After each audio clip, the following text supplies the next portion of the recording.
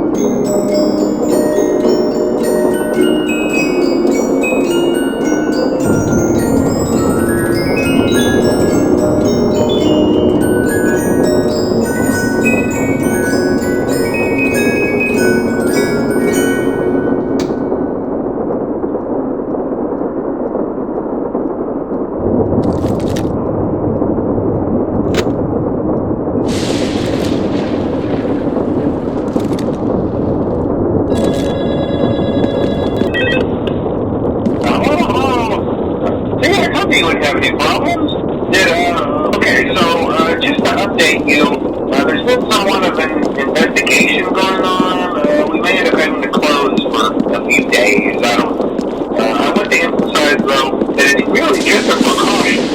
Fazbear Entertainment denies any wrongdoing. These things happen. It'll all get sorted out in a few days. Just keep an eye on things, and I'll keep you posted. Just as a side note, though, try to avoid eye contact with any of the animatronics tonight if you can. Someone may have tampered with their facial recognition systems. We're not sure. But the characters have been acting very unusual, almost aggressive towards the staff. They interact with the kids just fine, but when they